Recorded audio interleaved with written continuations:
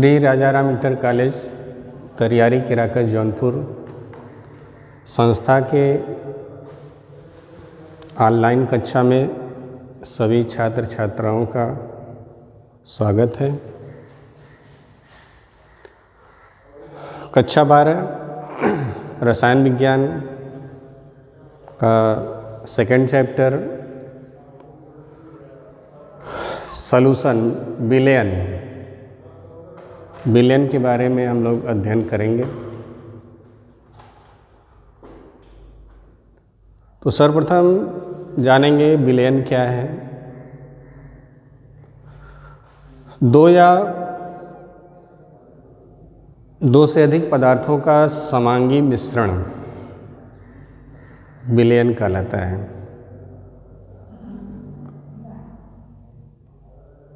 अब प्रश्न ये है कि समांगी मिश्रण क्या है।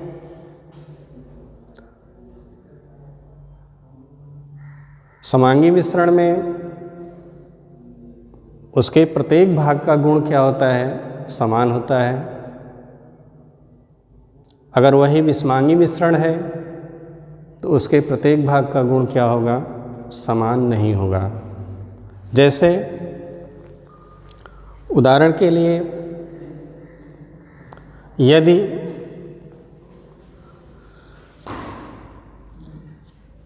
जल ले लिया जाए और जल में चीनी डाल दिया जाए,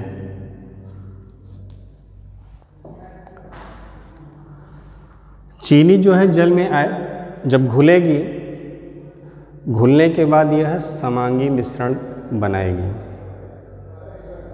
समांगी मिश्रण जब बनेगा तो यह जो विलयन होगा इसी को क्या कहेंगे, विलयन। क्योंकि इसके प्रत्येक भाग का गुण क्या होगा, समान होगा। यदि हम नीचे से या मध्य भाग से या ऊपर से अगर इसके स्वाद को चखा जाए तो इसका स्वाद क्या होगा, एक समान होगा, अर्थात मीठा होगा। ऐसा नहीं होगा कि नीचे वाले भाग में मीठा होगा, ऊपर वाले भाग में क्या होगा, नमकीन जैसा होगा। इस प्रकार यह कैसा मिश्रण बनाया, समांगी मिश्रण। अगर यदि पानी में चीनी के जगह हम मान लीजिए बालू के कण डाल दे रहे हैं, बालू के कण,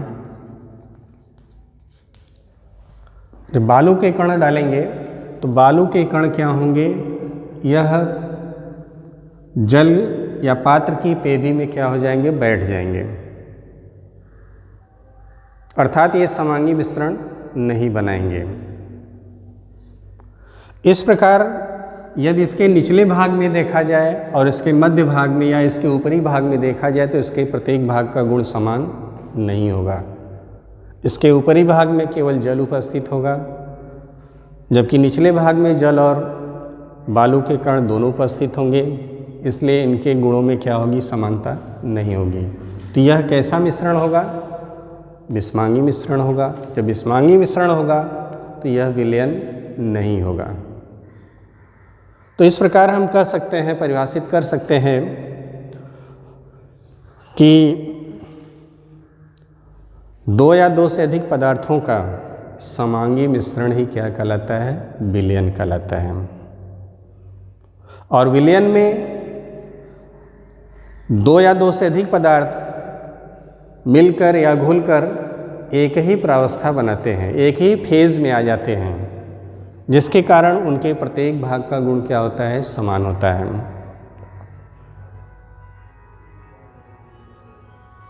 विलयन सभी जो गैसें हैं परस्पर मिलकर समांगी मिश्रण बनाती हैं और ठोस जो है परस्पर मिलकर समांगी मिश्रण नहीं बनाते हैं। ठोस को यदि मिलाया जाए तो परस्पर मिलकर समांगी मिश्रण नहीं बनाते हैं, लेकिन मिश्र धातुएं क्या है, ठोस हैं, या मिश्र धातुएं क्या है, विलयन हैं। मिश्र धातुएं क्या है, विलयन हैं। क्यों कि मिश्र धातुओं का जब हम निर्माण करते हैं तो 2 या 2 से अधिक धातुओं को गलित अवस्था में उनको पिघला दिया जाता है। पहले पिघलाने के पश्चात उनको क्या करते हैं, मिलाते हैं। जब मिलाते हैं तो वो समांगी मिश्रण बना देते हैं। इसलिए ये क्या है, विलयन है। उनके प्रत्येक भाग का गुण क्या है, समान होगा। जैसे उदाहरण के लिए पीतल है। पीतल क्या है, मिश्र धातु है। यह कॉपर धातु और जिंक धातु के द्वारा क्या होती है, बनाई जाती है। जब कॉपर धातु और जिंक धातु को गलित अवस्था में मिलाते हैं तो ये क्या करते हैं, समांगी मिश्रण बना देती हैं। समांगी मिश्रण बना देती हैं तो यह जो मिश्र धातु हुई यह क्या होगी, विलयन होगी। और किसी भी विलयन में या किसी भी विलयन का जो गुण है उसमें उपस्थित घटकों के गुण होते हैं। यदि पानी और चीनी का विलयन है, पानी और नमक का विलयन है, तो दोनों के गुण अलग अलग होंगे। यह गुण में असमानता किसके कारण हो रही है? चूँकि पानी में हम चीनी मिला रहे हैं तो उस विलयन का गुण होगा कि वह स्वाद में क्या होगा, मीठा होगा। अब उसमें उपस्थित घटक जो क्या है, चीनी है। चीनी के कारण ही उस विलयन का गुण कैसा हो रहा है, मीठा हो रहा है। लेकिन जो आपने नमक का विलयन बनाया है, नमक के विलयन का स्वाद जो होगा वह नमकीन होगा। अब इसका स्वाद मीठा क्यों नहीं है? क्योंकि इसमें आपने नमक मिलाया। जो विलयन में उपस्थित घटक है वह क्या है, पहले विलयन से भिन्न है। पहले विलयन में आपने चीनी मिलाया इसलिए उसका स्वाद मीठा था, लेकिन दूसरा विलयन जो आपने नमक का बनाया है तो इसका स्वाद क्या है, नमकीन है। तो यह असमानता अर्थात प्रत्येक विलयन का जो गुण होता है वह उसमें उपस्थित घटकों के गुण के कारण होता है। घटकों को यदि आप परिवर्तित करते चले जाएं तो विलयन का गुण क्या होगा, परिवर्तित होता चला जाएगा। ये तो हो गया विलयन। अब प्रश्न आता है कि विलयन जब आप बनाते हैं किसी भी पदार्थ का आप विलयन बनाते हैं तो विलयन बनाने के लिए 2 चीज़ों की आवश्यकता होती है। नंबर 1 विलेय और नंबर 2 विलायक। अब विलेय किसे कहेंगे, विलायक किसे कहेंगे, ये जानना जरूरी है। अभी तक आप लोग जानते होंगे कि जो पदार्थ मिलाते हैं वो विलेय होते हैं और जिस पदार्थ में आप मिलाते हैं वो विलायक कहलाते हैं। ये सामान्य रूप से आप लोग कह देंगे। लेकिन अब यहाँ पे जानेंगे क्या, किसी विलयन में विलायक वे पदार्थ हैं जिनकी मूल भौतिक अवस्था विलयन जैसी होती है, विलायक पदार्थ कहलाते हैं। और वे पदार्थ जो अपनी मूल भौतिक अवस्था खोकर विलयन जैसे हो जाते हैं, विलेय पदार्थ कहलाते हैं। जैसे पानी में आपने क्या किया, नमक का टुकड़ा डाल दिया। नमक क्या है, उसकी भौतिक अवस्था क्या है, वह ठोस अवस्था में है। और पानी क्या है, चूंकि आपको अभी तो पता नहीं कि ये विलायक है कि विलेय है। जब नमक ठोस अवस्था में है, इसको आपने क्या किया, पानी में डाल दिया, तो नमक क्या हो जाएगा, समांगी मिश्रण बना देगा। अब यह बन गया विलयन। तो पानी की जो भौतिक अवस्था है यह द्रव है। पानी की भौतिक अवस्था द्रव है और चीनी जो है, चीनी की जो भौतिक अवस्था है ये क्या है, ठोस है। अब जब इसको आप दोनों को आपने डाला, यानी चीनी को पानी में डाला, तो यह विलयन बना लिया। अब चीनी को विलेय कहते हैं, पानी को विलायक कहेंगे। क्यों? क्योंकि अभी परिभाषा हमने बताया कि वे पदार्थ जो अपनी मूल भौतिक अवस्था खो देते हैं और विलयन जैसे हो जाते हैं, विलेय पदार्थ कहलाते हैं। तो जब आपने विलयन बना दिया तो विलयन में चीनी क्या था, पहले ठोस अवस्था में था, लेकिन जब वह घुल गया पानी में और घुलने के बाद वह विलयन जैसा हो गया, इसलिए यह चीनी क्या होगा, विलेय पदार्थ होगा। लेकिन जो पानी है, चूंकि ये पहले से ही द्रव था और विलयन भी क्या है, द्रव है, इसलिए पानी भी क्या होगा, विलायक होगा। तो जिसकी मूल भौतिक अवस्था विलयन जैसी हो क्या कहलाएंगे, विलायक कहलाएंगे। यदि कंडीशन यह भी हो सकती है कि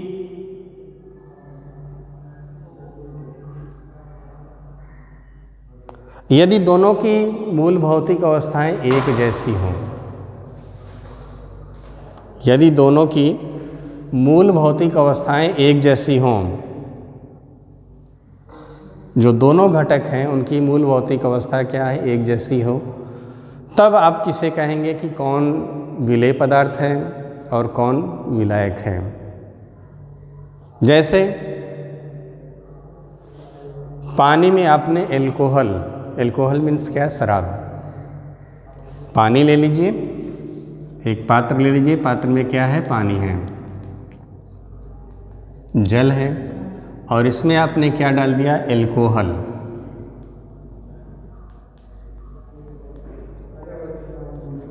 एल्कोहल भी द्रव है, पानी भी क्या है, द्रव है, और जो विलयन बन गया है, चूँकि ये जब आप डालेंगे तो यह समांगी मिश्रण बना देगा और विलयन प्राप्त हो जाएगा, और विलयन भी क्या होगा, द्रव होगा। यह भी किस अवस्था में होगा, द्रव अवस्था में होगा। तब यहाँ पर एल्कोहल द्रव, पानी द्रव, दोनों की भौतिक अवस्थाएं एक जैसी हैं, तो इसमें कौन विलेय है, कौन विलायक है।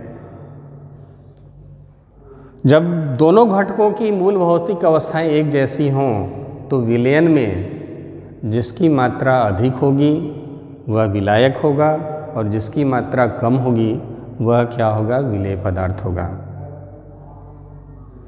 इस प्रकार यहाँ पर जल की मात्रा अधिक है, एल्कोहल की मात्रा कम है, इसलिए एल्कोहल क्या होगा, विलेय पदार्थ होगा, और जल क्या होगा, विलायक पदार्थ होगा। तो इस प्रकार हम विलेय और विलायक को परिभाषित कर सकते हैं कि किसी विलयन में विलायक वे पदार्थ हैं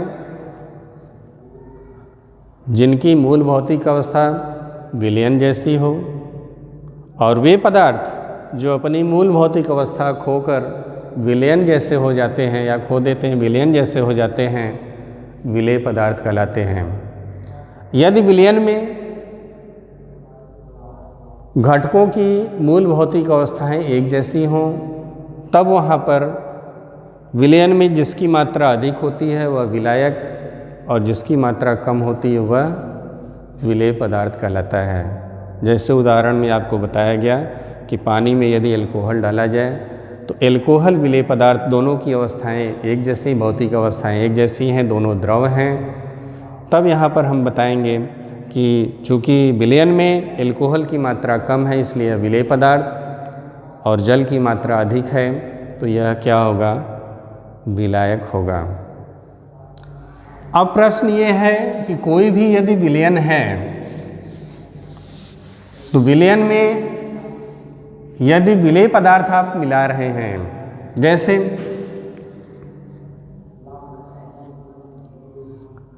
एक लीटर आपने पानी ले लिया, 1 लीटर जल लिया है,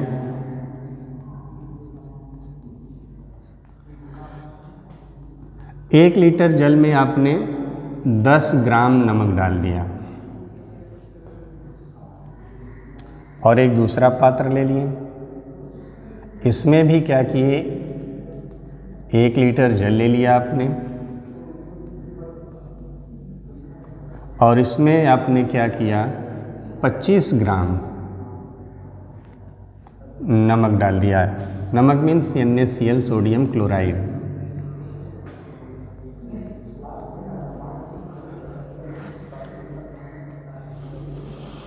अब यह भी समांगी मिश्रण बनाया, यह भी समांगी मिश्रण, यह भी विलयन है, यह भी विलयन है। लेकिन यह विलयन कैसा होगा और ये दोनों विलयनों की सांद्रताएं क्या होंगी, अलग अलग होंगी।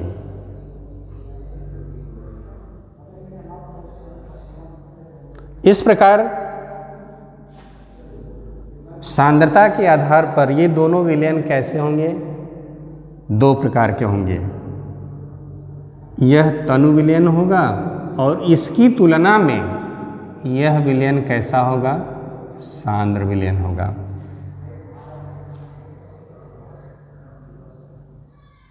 अर्थात जिस विलयन में या जिस विलयन के इकाई आयतन में विलेय की सांद्रता कम हो, जिस विलयन के इकाई आयतन में विलेय की सांद्रता कम हो, तनु विलयन, और विलेय की सांद्रता अधिक होने पर वह क्या होगा, सांद्र विलयन होगा। यहाँ पर जो विलेय पदार्थ नमक है, 1 लीटर जल में आप डाल रहे हैं तो इसमें नमक के अणुओं की संख्या, जो दूसरा विलयन बनाए हैं 25 ग्राम आपने नमक डाला है, तो निश्चित है यह 10 ग्राम है या 25 ग्राम है, तो निश्चित है नमक के अणुओं की संख्या इसमें कम होगी, इसमें अधिक होगी। तो इकाई आयतन में विलेय की सांद्रता जिसमें अधिक हो वह सांद्र विलयन, और जिसमें सांद्रता कम होगी वह क्या होगा, तनु विलयन होगा। तो यहाँ पर यह तनु विलयन होगा और यह क्या होगा, सांद्र विलयन होगा। इसमें नमक के अणुओं की संख्या कम है, इसकी तुलना में इस विलयन में नमक के अणुओं की संख्या क्या है, अधिक है।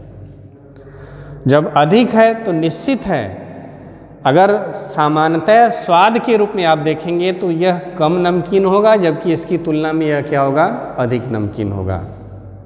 क्रियाशीलता के आधार पर भी हम बता सकते हैं कि चूंकि इसमें नमक के अणुओं की संख्या कम है, इसमें नमक के अणुओं की संख्या अधिक है, तो यह जो है इस विलयन की तुलना में यह विलयन क्या होगा, अधिक क्रियाशील होगा।